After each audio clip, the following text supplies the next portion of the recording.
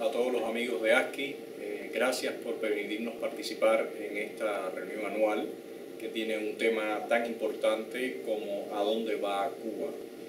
Nuestro país se encuentra en un punto crítico y definitivamente tenemos que pensar qué tipo de país queremos para el corto plazo, mediano y largo plazo. Creo que este evento, lamentablemente no podremos estar presente físicamente. Sin embargo, creo que las discusiones serán muy importantes, muy interesantes. Nos gustaría poder recibir los artículos, quizás algunas ponencias grabadas de lo que se discuta, de lo que se debata sobre el futuro de nuestro país. Pretendemos presentarle una gama de distintos criterios sobre cuál es la situación actual que tenemos y la situación futura. Y para esto hemos hablado con un grupo de amigos, algunos de ellos activistas sociales, otros investigadores, economistas, abogados. Y la idea principal es dar esta variedad y estos diferentes ángulos para analizar nuestra realidad. Tenemos la participación del expreso político prisionero de conciencia y activista José Daniel Ferrer, que nos hablará sobre la situación en el oriente del país. También contaremos con la presencia del máster en ciencias Alfredo Fernández, quien se referirá a la cuestión de los nuevos medios, tecnologías. Karina Gálvez, una economista conocida por muchos de ustedes con una larga labor en Pinar del Río, actualmente parte del equipo Convivencia. Wilfredo Ballín, un abogado que en los últimos años ha desarrollado una gran labor con su Asociación Jurídica Cubana. Óscar Espinosa Chepe, alguien muy conocido por ustedes, un analista en temas económicos y políticos. Y bueno, para finalizar daré algunas visiones personales sobre la situación actual. Muchas gracias y los dejo con el material. Un fraterno saludo a los amigos de ASCI. 6 años han pasado ya del momento en que Raúl Castro sustituyó a su hermano Fidel en el poder. Y poco o nada ha cambiado en la realidad de nuestra nación. 5 años hace ya del famoso discurso pronunciado en Camagüey por Raúl Castro en el acto central por el 26 de julio. Y 2 años han pasado desde que se anunciasen las medidas, las llamadas medidas del proceso de actualización del modelo económico cubano. Hasta el momento ninguno de los anuncios, ninguna de las medidas ha traído nada nuevo a la inmensa mayoría de nuestro pueblo. La situación de la familia cubana, la situación con la vivienda, con los servicios de transporte, con los servicios de salud, con los servicios en general, la mesa del cubano de a pie, que es la inmensa mayoría de nuestro pueblo, siguen sin mostrar, ¿no?, que haya ocurrido la más mínima mejoría. La situación sigue siendo crítica. El poder adquisitivo de los cubanos en nada ha mejorado. Los salarios siguen siendo irrisorios, los alimentos escasos y caros, y esto hace, ¿no?, que la inmensa mayoría de los cubanos sigan viviendo situaciones muy difíciles. En el oriente del país, que es la región que mejor conozco, ni siquiera las limitadas medidas que se han puesto en práctica han traído mejorías para la mayoría de la ciudadanía.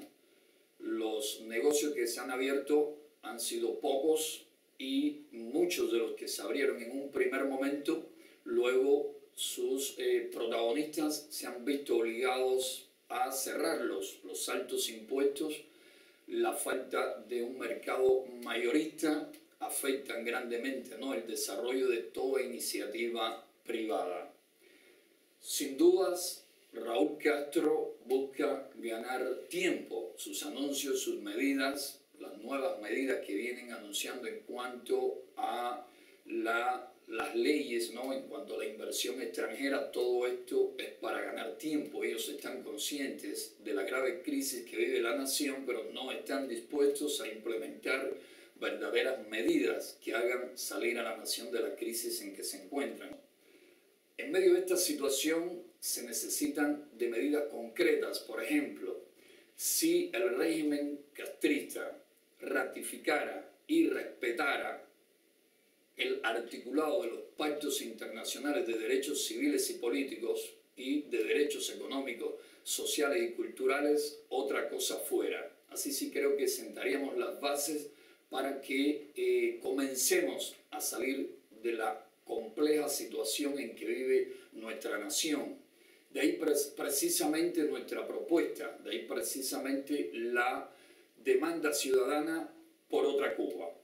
Sin dudas, el grave problema que enfrentamos los cubanos es la falta de derechos y libertades básicas, de derechos tanto civiles como políticos, como también económicos, sociales y culturales. El cubano es trabajador, es emprendedor. Los cubanos de dentro y los cubanos del exilio, con una Cuba donde tengamos un verdadero Estado de Derecho, donde se respeten los derechos y libertades básicos de la persona, es decir, podríamos sacar a nuestra patria de la difícil situación en que el régimen totalitario de los hermanos Castro la ha asumido. Un saludo para todos los amigos de ASCI, un saludo para todos los que están participando en esta reunión anual, y quería primero agradecer la oportunidad que nos brindan para expresar de alguna manera cómo vemos nosotros desde aquí adentro la realidad de Cuba y su futuro, Dios lo quiera, próximo. Quisiera partir hablando muy brevemente de cómo veo la realidad económica cubana ya después de 5 años que lleva oficialmente Raúl Castro en el poder. Hasta ahora no se constata ni que haya mayor acceso a la tierra, que era uno de los objetivos de los cambios que se intentaron producir en ese momento. Se entregó tierra ociosa a los campesinos, pero como usufructo, no como propiedad, y eso pues no ha aumentado el acceso a la tierra. Ni tampoco se nota mayor estímulo a la eficiencia económica en las empresas estatales. Tampoco se constata una eliminación del racionamiento que haya repercutido en el bien del ciudadano, porque los productos ya liberados lo que han hecho ha sido agobiar más al ciudadano que tiene ahora que hacer grandes colas, que tiene ahora que hacer grandes colas para adquirir esos productos liberados, jabón, pasta dental. Tampoco se nota mayor liberación del comercio, todavía los intermediarios entre productores y vendedores son perseguidos en alguna medida. Ni vemos por ningún lado signos de que se pueda lograr la desaparición de la doble moneda por ahora, que era promesas del gobierno de Raúl Castro. Por otra parte, sí se evidencia un mayor desabastecimiento del mercado estatal. Eso uno lo nota apenas entrar a cualquier tienda, incluso por divisa. Hay una disminución también evidente del poder adquisitivo de la población, mayores precios, más desempleo. Los precios suben sin que uno ni siquiera a veces lo note. Llega un día y resulta que lo que antes valía 90 centavos vale 1,5, y eso sin uno saber nada.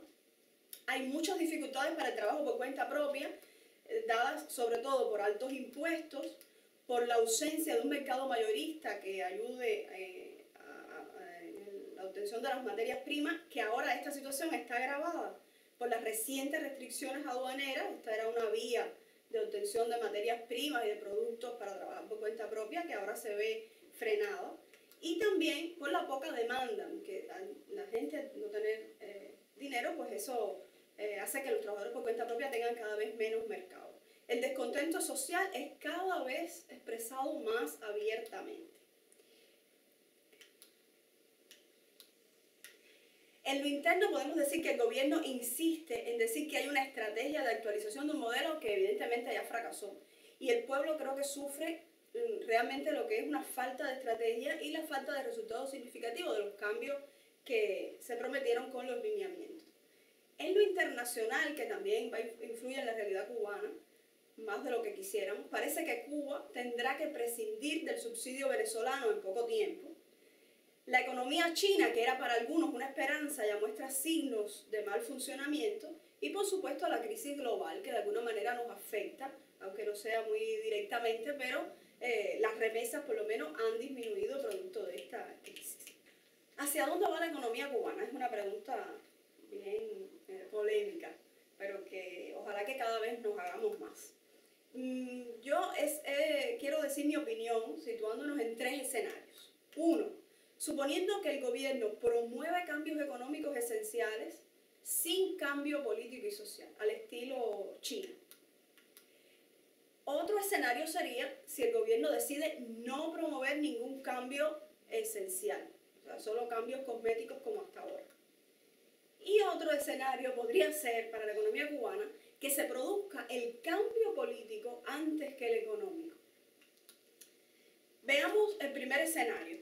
¿Cómo podría desarrollarse la economía cubana si el gobierno promueve cambios económicos esenciales sin cambio político social? Ahora, ¿qué cambios tendrían que ser estos para poder decir que este escenario es tal y como se... O sea, que verdaderamente son cambios económicos? Primero, tendría que haber un reconocimiento y una ley de protección para la propiedad privada, que yo creo lo que garantizaría que hubiera estímulo a la inversión. Segundo, una apertura total a la inversión, lo mismo extranjera que de cubanos, o sea, sin apellido, apertura a la inversión. Tendría que haber una apertura al comercio exterior privado, con una ley de importaciones y exportaciones que garantice el estímulo a estas actividades, al comercio. Tendría que haber también una promoción de las pequeñas y medianas empresas, y eso sobre todo a través del microcrédito, crear mecanismos para que esto de verdad funcione como el microcrédito. Estos cambios creo que provocarían en Cuba más eficiencia, por supuesto más oferta, entonces más demanda porque habría más poder adquisitivo de la población, crearía más fuentes de empleo, esto provocaría mayor autonomía económica y por supuesto un mayor grado de empoderamiento ciudadano. Creo que podría provocar que los ciudadanos cubanos pasen del estilo de vida de la supervivencia, que es el que predomina ahora, al estilo de vida del emprendimiento, de ver qué hacer para mejorar su situación y la del país. Esto provocaría entonces más libertad ciudadana, menos dependencia del Estado y creo que entonces habría mayor exigencia de libertades políticas, de libertades sociales y esto ayudaría a que se produzca definitivamente en Cuba un cambio hacia la democracia con una economía descentralizada, abierta, eficiente, solidaria y subsidiaria, o sea, con las regulaciones sociales y de justicia social necesarias. Pero claro, este escenario tiene un peligro, a mi modo de ver, y es que los cubanos nos conformemos durante demasiado tiempo con el cambio económico sin exigir nuevas libertades. Este peligro, sí, es un peligro que está, que es latente, pero que creo que no es muy, no tiene mucho que ver con el pueblo cubano, por varias razones. Una, porque la cultura de Cuba es una cultura occidental. Tenemos una comunidad cubana muy fuerte en el exilio que creo que nos ayudaría a ver claro. Y sobre todo porque la sociedad civil cubana está cada vez más fuerte y cada vez más exigiendo los cambios que verdaderamente nos darán la libertad. No creo que ya en Cuba haya manera de que durante mucho tiempo nos conformemos con llenar los estómagos o vestirnos y calzarnos. Yo creo que ya hemos madurado como sociedad civil. El otro escenario, suponiendo que el gobierno no promueva cambios esenciales y decida mantenerse así, con este freno a la iniciativa privada, con este freno a la libertad durante mucho más tiempo. Bueno, creo que este sistema no funciona y eso hay que tenerlo en cuenta. No funciona, independientemente de que se mantenga o se elimine el subsidio venezolano, independientemente de que se mantenga o se elimine el embargo, bloqueo, como le quieran llamar para no entrar en la discusión del nombre. Independientemente de eso, yo creo que Cuba con este sistema centralizado será ineficiente durante mucho tiempo y no hay manera de salir de esta crisis. No funciona este sistema, por tanto, lo único que se producirá si no hay cambios esenciales internos es una profundización de la crisis económica, más escasez, más desempleo, más descontento social. Puede entonces producirse cada vez más desórdenes sociales, una situación de ingobernabilidad que ya de alguna manera existe, y el pueblo es el que se convierte en oposición, porque ya sería cuestión de vida o muerte. O te opones al sistema que te está explotando, que no te deja ni comer, ni vestirte, ni trabajar, o mueres. Esto creo que provocaría que el pueblo comenzara a exigir, comenzara es una palabra, no es comenzara, que el pueblo continuara cada vez más exigiendo libertades, y llegaríamos por esta vía también al cambio a la democracia con una economía totalmente diferente. Claro que hay aquí un peligro difícil de enfrentar y que sí es un poquito más cercano que el peligro del escenario anterior, que es que el cambio ocurra de forma violenta mediante una explosión social. Y eso creo que nadie lo querría como primera opción. El tercer escenario, que se produzca el cambio político antes que el cambio económico, que creo que también es posible, dadas las circunstancias en las que está Cuba, dado toda la campaña que hay contra la corrupción ahora. Yo creo que es muy posible que haya una crisis todavía mayor en el gobierno, y dada la desesperación que tiene el pueblo, o sea, todo puede ocurrir, y creo que puede producirse el cambio político antes que el cambio económico. Esto sería un cambio brusco de gobierno del totalitarismo a la democracia. El peligro aquí, uno de los peligros sería que no cambiáramos hacia la democracia, sino que después del cambio brusco lo que vengan sean nuevos autoritarismos. Esto también, por supuesto, depende de la sociedad civil cubana sobre todo, y de las personas que ya vemos más claro que no importa lo que venga, sino que hay que tener muy en cuenta lo que venga después de un cambio de gobierno así brusco. De todas maneras, suponiendo que sea hacia la democracia este cambio, tendríamos que partir de una economía que en estos momentos está totalmente arrasada y comenzar a tomar medidas como la privatización de empresas, promoviendo la pequeña y mediana empresa, fomentar los microcréditos para de alguna manera igualar oportunidades, cuidar que el sistema tributario garantice y cumpla su función de estímulo a la producción y al mismo tiempo de redistribución de la riqueza, y abrirnos al mundo en un mayor grado, en el grado que necesite. El peligro aquí, hay muchos peligros para una primera etapa de un nuevo gobierno en Cuba sin que haya habido cambios económicos esenciales. Pero hay uno que a mí me parece importante destacar, que es que en nuestro afán de buscar la igualdad de oportunidades de los cubanos que estamos dentro de la isla, pues nos afanemos mucho y apliquemos una dosis de proteccionismo que no sea conveniente y que no ayude a la sostenibilidad de un nuevo sistema económico. Habría que buscar la manera de igualar las oportunidades de los cubanos a través de mecanismos económicos que a la larga también den resultados. De todas maneras, por este camino también llegaríamos a cambiar hacia la democracia y hacia una economía descentralizada, abierta, eficiente, solidaria y subsidiaria, que es lo que los cubanos necesitamos para convertirnos en la isla próspera que fuimos hace mucho tiempo, y que creo que con este carácter emprendedor de los cubanos y con lo que hemos hecho hasta ahora y hemos demostrado, pues podría ser relativamente fácil. Amigos, me llamo Alfredo Fernández Rodríguez. Quiero agradecerle al Grupo ASCI por la invitación a hacer este comentario sobre las nuevas tecnologías en Cuba. En este caso lo voy a hacer desde la perspectiva de la primera conferencia nacional del partido, celebrada en enero de este año. En su capítulo número 2, ella nos dice algo, habla del trabajo político e ideológico de la nación. En el objetivo número 52 nos va a decir algo como aprovechar las ventajas de las tecnologías de la información y las comunicaciones como herramientas para el desarrollo del conocimiento, la economía y la actividad política e ideológica, exponer la imagen de Cuba y su verdad, así como combatir las acciones de subversión contra nuestro país. Analizando este objetivo de la Conferencia Nacional del Partido, nos arroja que la situación es lamentable en cuanto a la presencia de las nuevas tecnologías en Cuba. Los cubanos no tenemos acceso a Internet, nada avisora que lo podamos tener pronto. Se hablaba de un problema tecnológico, que no había un cable que trajera Internet, ya el cable está.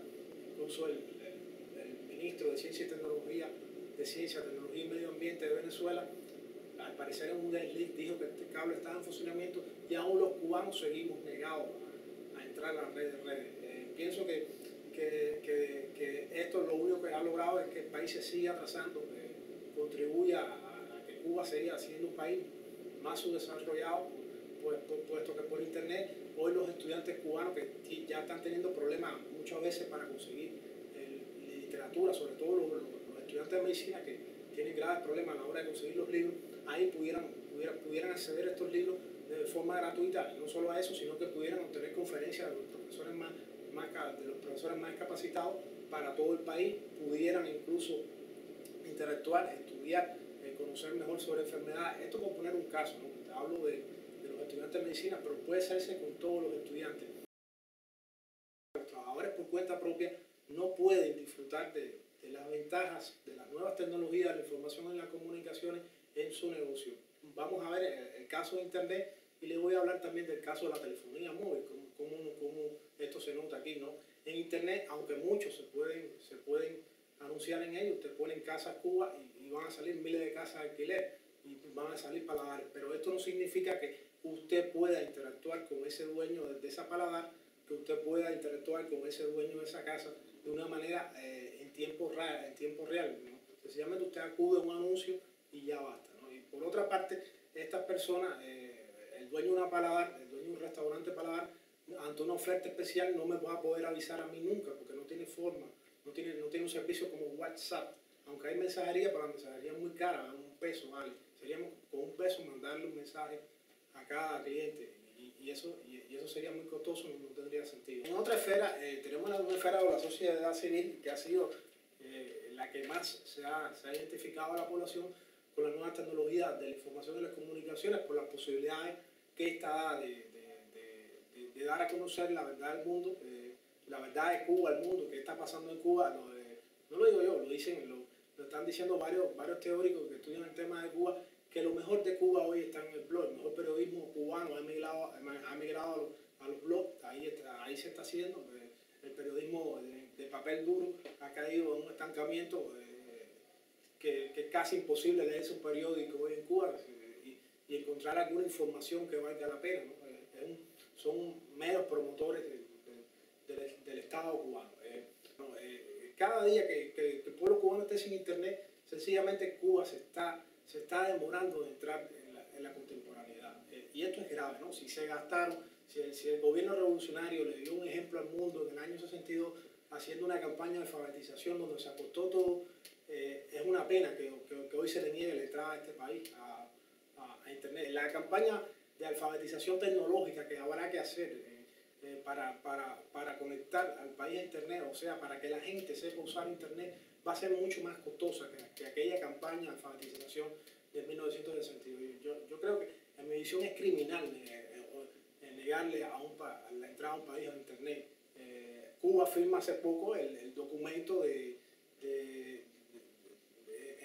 se está manejando la posibilidad de que Internet se convierta en un derecho humano, en el acceso a Internet. Y Cuba ha firmado uno de sus primeros documentos. Sin embargo, hoy le sigue negando, ¿no? Cuando ya la justificación, que era una justificación tecnológica, un supuesto cable que no había llegado, el cable llegó y se sabe que está en funcionamiento, y sin embargo no se le da. El gobierno habla de que va a poner a $6 la hora.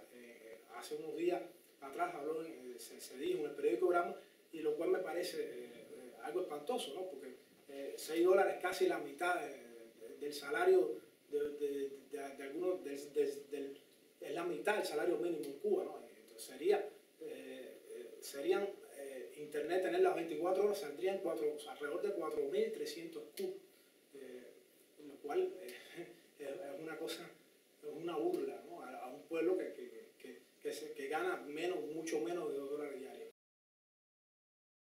Bueno, quiero en primer lugar dar las gracias por la invitación a participar en este mini programa, por decirlo de alguna manera.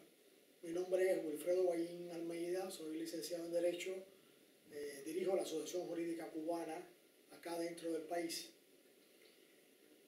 Cuando se habla de este problema de dónde está Cuba, hacia dónde va, qué va a ocurrir en el futuro, etc., yo no puedo evitar recordar una frase de Montesquieu que leí en uno de sus libros, y donde él decía más o menos así: el país es una ruina y su fuerza no es ya más que el poder de algunos ciudadanos y la licencia de todos.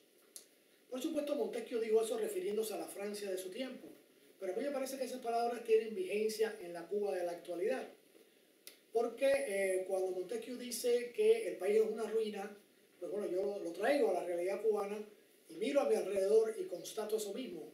Cuba es hoy una ruina. Solamente hay que ver que cuando llueve un poco los edificios se caen, se desploman, donde hay una situación general de apatía, una situación de indolencia en la gente, una situación que se respira el desastre por todas partes. El país evidentemente se mueve según un rumbo preestablecido, según un rumbo fijo.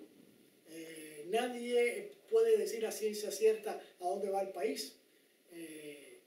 En la frase de Montesquieu está el poder de algunos ciudadanos. En efecto, todavía en Cuba también eso ocurre. Hay algunos ciudadanos que mantienen un poder, pero evidentemente ese poder no es un poder orientador, no es un poder que nos diga cuáles son las perspectivas del futuro, nos enseñe hacia dónde vamos, por qué medidas se están tomando en la dirección correcta o no, pero qué medidas se están tomando. Y para poner un ejemplo, bueno, en este momento hay una situación de una epidemia en Cuba, todo el mundo lo sabe, por lo menos de dengue, y bueno, también se habla también del cólera, pero no vemos que las autoridades acudan a los medios de información a decirnos qué está pasando, cómo está pasando. Y así, bueno, uno nota una situación general de ingobernabilidad, de poca dirección o de ninguna dirección por parte de las autoridades con relación, bueno, hacia dónde van nuestras vidas, cuáles son nuestras perspectivas, cuál va a ser el futuro. Por otro lado, aquella frase de Montesquieu también decía algo así como la licencia de todos. Es decir, en Cuba en este momento se respira esa situación. O sea, cada cual hace lo que cree que debe hacer, no se cumplen las orientaciones oficiales, la situación legal es un caos en sentido general. Mucha gente dice abiertamente que, inclusive habiendo una resolución del Tribunal Supremo, que no la van a cumplir sencillamente y no se cumple. Y lo que vemos, por ejemplo, en la asociación jurídica por los casos que acuden a nosotros es eso precisamente, una situación donde cada persona hace lo que cree que debe hacer.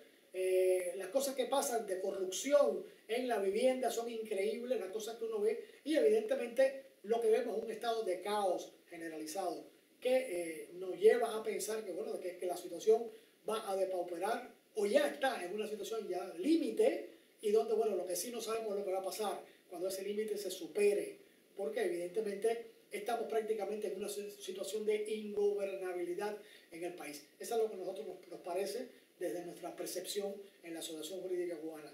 Y, bueno, quisiéramos que la solución del problema fuera otra, una solución pacífica, una solución negociada entre la sociedad civil y las autoridades, pero evidentemente eso tampoco lo vislumbramos por ningún lado, porque evidentemente la parte gubernamental no está en esa disposición de conversar con la sociedad civil, de buscar soluciones comunes, de resolver entre cubanos el problema. Evidentemente está en una posición de no reconocer para nada a la otra parte, y lo que tememos que el final de esto sea, desgraciadamente, lo que ninguno de nosotros los cubanos queremos para Cuba.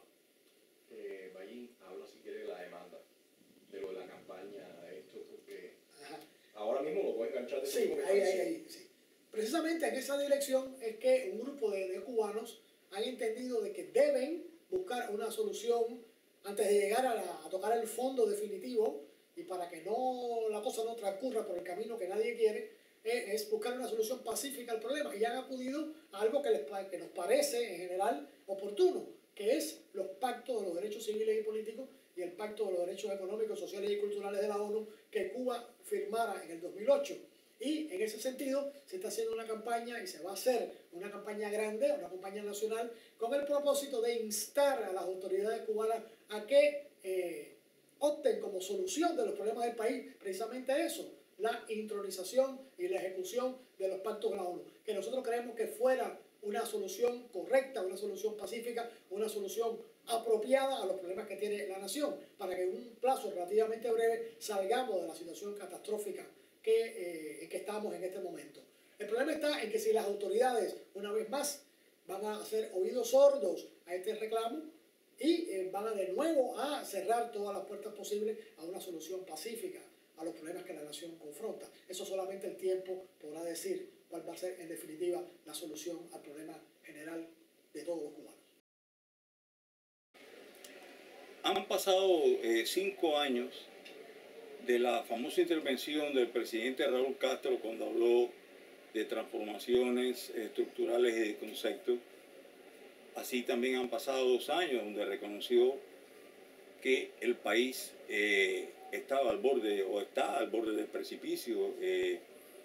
Eso creó ciertas expectativas de cambio en muchas personas en Cuba, pero realmente los cambios no han llegado o los cambios que se han hecho han sido insuficientes, han estado diseñados para que no crezcan, para que no progresen y sean solo iniciativas individuales de sobrevivencia tipo bonsai que estén totalmente bajo el control del Estado. Los resultados de esto han sido que no han resuelto los problemas del país. En el caso del cuentapropismo no se han creado puestos de trabajo suficientes e incluso el Estado ha tenido que paralizar el proyecto de reestructuración laboral. Es un elemento importantísimo en la economía cubana porque sin eso no puede aumentar la productividad del trabajo, no se pueden liquidar las plantillas infladas, no se pueden reorganizar los propios centros, no se puede aumentar el salario real que está totalmente deprimido, que según muchos especialistas, incluso oficiales y especialistas internacionales muy reconocidos, han señalado que hoy el salario real está por debajo de un nivel de un 30% en relación a lo que existía en 1989. O sea, el propio Estado no ha podido resolver sus problemas con esa política. Ahora bien, en la agricultura, aunque han transcurrido 4 años de la implantación del decreto 259, decreto ley 259, para entregar tierras ociosas en usufructo, lo que ha sucedido es que la producción agrícola no ha aumentado. Incluso en este primer trimestre de este año, la producción ganadera disminuyó en un 11%, según cifras oficiales. Y en el 2011 los precios de los productos agropecuarios en los mercados oficiales, según cifras oficiales también, aumentaron en un 20%, cuando los salarios, el salario medio mensual solamente aumentó en 1,5%. O sea, nada se resuelve y ahora vemos en la Asamblea Nacional cómo se sigue por ese camino, se sigue planteando que el camino de Cuba es de actualización del sistema, una actualización que se sigue basando en la fracasada empresa estatal y tomando medidas que son también insuficientes, como permitir que se creen pequeñas iniciativas individuales de venta de servicios gastronómicos en locales del Estado que serán arrendados, pero siempre hasta 5 trabajadores, es una plantilla de 5 trabajadores. O sea, otra medida insuficiente. Ahora se plantea también que se va a crear o se va a dar una cantidad de tierra adicional en las tierras de usufructo. Se va a llegar a 67 hectáreas, a 67.1 hectáreas, aquellos productores que según ellos tienen éxito, pero Raúl Castro aclaró que siempre y cuando estén relacionados con las granjas estatales, las VPC o las CPA, o sea, las cooperativas de producción agrícola. O sea que el Estado no quiere en ningún momento soltar su control sobre el trabajo individual, y eso, como es sabido, va a dar los mismos resultados que han dado las otras medidas, medidas que no van a resolver el problema del país. Mientras tanto, la economía se sigue deteriorando, el país se sigue descapitalizando. Como se sabe, las tasas de formación de capital fijo, bruto fijo, no alcanzan para reponer el capital que se consume. Es de menos de un 10% del Producto Interno Bruto, mucho menos del 10% de la media en toda la América Latina, y al mismo tiempo concurren toda una serie de problemas en la sociedad, de diferenciación social, de corrupción, de pérdida de valores espirituales en la población, que está empujada al delito, convirtiéndose en Cuba uno de los países del mundo con mayor población penal en el universo. La situación es grave, incluso hasta en el campo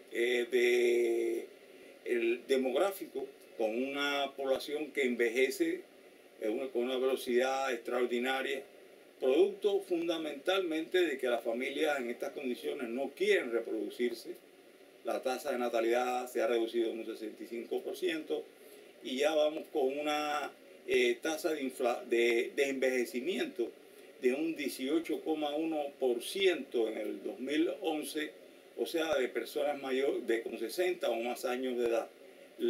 Cuba hoy es el país más envejecido del mundo, y según estudios realizados por las propias autoridades cubanas, la Oficina Nacional de Estadística e Información, la perspectiva es que en el año 35 el 34% de la población cubana tendrá 60 o más años de edad. O sea, una situación que prácticamente es insostenible con las bajas tasas de productividad que existen en el país, y con la situación además que la población, sobre todo los jóvenes, ven únicamente como su futuro escapar de la isla.